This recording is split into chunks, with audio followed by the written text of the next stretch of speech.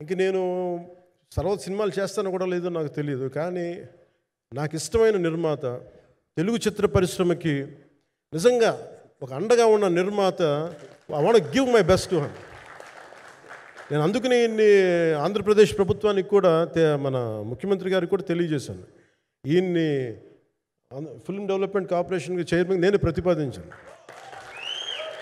అంటే నాకేంటంటే I don't want it to be a political. ఆయన నా నిర్మాతని కాదు, ఈయన అందరు హీరోలతో తీశారు. ఈయన పాన్ ఇండియాలో ప్రతి ఒక్కరు తెలిసి ఈయనంటే ఇలాంటి వ్యక్తి ఉంటే మన తెలుగు చిత్ర పరిశ్రమకి బాగుంటుంది. అలాగే ప్రత్యేకించి తెలుగు చిత్ర పరిశ్రమ అనేది నాకు ఈ టాలీవుడ్ అనే పదాలు నాకు వాడటం నాకు ఇష్టం ఉండదు. Bollywood, Tollywood, Kollywood, Mollywood. Why should we ape Hollywood? We have a greater story narrative ability మన దగ్గర ఉంది.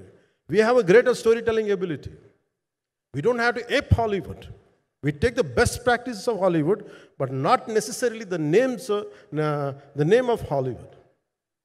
వాళ్ళకున్న ప్రొఫెషనలిజం మనం నేర్చుకోవాలి, వాళ్ళకున్న కమిట్మెంట్ నేర్చుకోవాలి, వాళ్ళకున్న ప్రొడక్షన్ డిజైనింగ్ ఎబిలిటీ మనం తీసుకురాగలగాలి.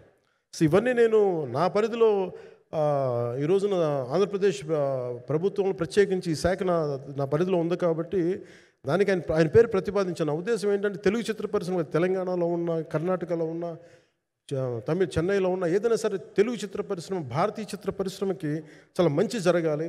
ఇలాంటి వ్యక్తి ద్వారా ఏదైనా చేద్దామని ఒక ఉద్దేశంతో ఆయన పేరు ప్రతిపాదించాను. భవిష్యత్తులో అవుతారని మనస్ఫూర్తిగా నేను ఆశిస్తున్నాను. అందుకని అన్నీ నా చేతిలో ఉండవు కదా, అందుకని చెప్తాను. ఇఫ్ అండ్ బట్ చెప్పాలి కదా. సో ప్రత్యేకించి మీ అందరికీ నా హృదయపూర్వక ధన్యవాదాలు తెలుపుకుంటూ నెక్స్ట్ 2-3 డేస్లో I'll try to give as many interviews as I can.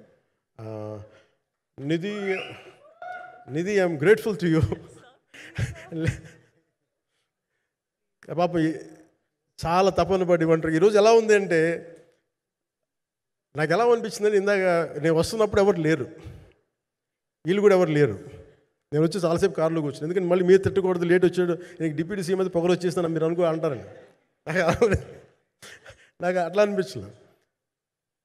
నాకు ఫస్ట్ టైం ఎందుకు మీడియా నాకు ఎందుకు అలవాటు పోయిందంటే, నేను వచ్చిన కొత్తల్లో ఈ జ్యోతి చిత్ర సితారా పేపర్స్ ఉన్నాయి. ఎవరో ఫోటోస్ వేయమంటే this guy is not saleable, ఇంకా అవసరం లేదు అంటే నా ఫోటోలు వేసేవాళ్ళు కాదు.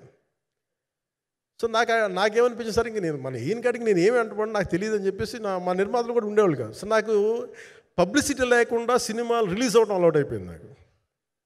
సో అదే ప్రాక్టీస్ అయిపోయింది నాకు అంతే. మళ్ళీ కూర్చోబెట్టి మీరు ఏం మాట్లాడతారు, మళ్ళీ అది ఇటు తిరిగి వస్తుందని చెప్పేసి మిగతా అంత నాట్ టాకెటివ్. మీరు సినిమా పొలిటికల్ ప్రాసెస్కి వచ్చేటప్పుడు నేను ఏదైనా మాట్లాడగలను, కానీ సినిమా వచ్చేటప్పటికి చాలా చాలా ఒత్తిడి తీసుకోవాల్సి వస్తుంది. అంటే ఎంత కథ చెప్పాలి, ఎంత కథ చెప్పకూడదు, ఈ మాట అద్భుతంగా ఉందంటే ఏం అద్భుతంగా ఉందని మళ్ళీ తిడతారు. తర్వాత 100 ఆలోచనలతోటి స్లో డౌన్ అయిపోతాను. బట్ కానీ నాకు మనస్ఫూర్తిగా ఈ సినిమా ఐ హోప్ వచ్చిన ప్రతి ప్రేక్షకులందరికీ కూడా ఒక మంచి అనుభూతిని ఇస్తుంది. నేను మనస్ఫూర్తిగా నమ్ముతున్నాను. ఖచ్చితంగా అలాంటి అనుభూతిని ఇస్తుంది. మీరు థియేటర్లోంచి బయటికి వెళ్ళేటప్పుడు మటుకు విల్ గో విత్ ఒక ఎనర్జెటిక్ ఫీల్తో వెళ్తాయి. అంతవరకు చెప్పగలను నేను. ఎందుకంటే నేనే నమ్ముతాను, సినిమాకి వెళ్ళేటప్పుడు సినిమా ఒక స్టోరీ చెప్పినప్పుడు నా జీవితంలో చిన్నపాటి ప్రభావం చూపించాలి. అలాంటి ప్రభావం, అలాంటి ఎనర్జీ ఇచ్చే సినిమా అవుతుందని మనస్ఫూర్తిగా నేను ఆశిస్తూ మీ అందరికీ ప్రత్యేకించి మీ అందరికీ పేరు పేరున ధన్యవాదాలు తెలియజేస్తాను. ఇంకా మాట్లాడాలని ఉంది కానీ సాయంత్రం ఈవెంట్ ఉంది కాబట్టి. సో ఇంకొక మారు నేను చెప్తాను ఎందుకు ఈ పర్టికులర్ ప్రెస్ మీట్ అంటే, I want to tell you I'm grateful to each one of you. I'm grateful to you. Thank you for standing by us. Thank you very much.